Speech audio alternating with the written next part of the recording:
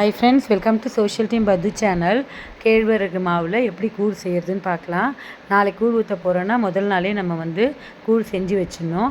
அதுக்கு இந்த ராகி மாவு இருக்குது பார்த்திங்களா, கேழ்வரகு மாவை ஒரு 8 மணி நேரம் நம்ம ஊற வைக்கணும் ஃப்ரெண்ட்ஸ்.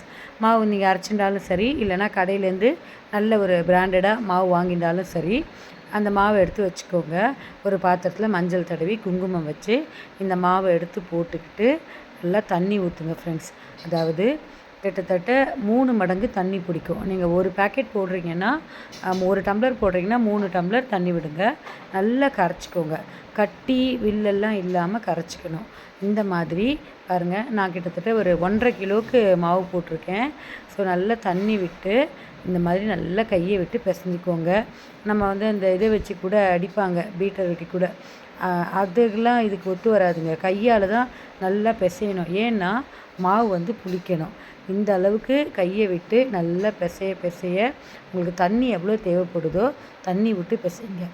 ஏன்னா கட்டி கட்டியாக இருந்ததுன்னா கூழ் வாக்கும்போது கட்டி கட்டியாக ஆகிடும். அதனால் இந்த பாருங்கள், ஒரு 15 நிமிஷமாவது நீங்கள் இதை கரைக்க வேண்டியிருக்கும். நல்லா தண்ணி விட்டுக்கோங்க. எந்த அளவுக்கு அந்த பதம் இருக்கணும் அப்படின்னா, நீங்கள் நல்லா கரைச்சிட்டு மாவு அப்படி தூக்கி ஊற்றினீங்கன்னா அப்படியே ஒரே ஸ்ட்ரெயிட் லைனாக அந்த மாவு கொட்டணும். இது பார்த்திங்களா, இந்த மாதிரி. இதுதான் கரெக்டான பதம். இப்போது நீங்கள் என்ன பண்ணுறீங்கன்னா, தட்டு போட்டு இதை நல்லா மூடி வச்சுருங்க.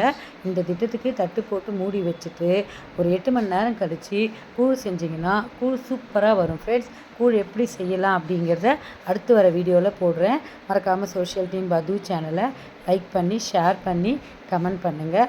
பதூஸ் கிச்சன், ஹிர்தீஸ் கிச்சன்னு ஜொமோட்டோவில் அவைலபிள் இருக்குது. அதையும் போய் ஒரு விசிட் பார்த்துட்டு வாங்க ஃப்ரெண்ட்ஸ். பாய்.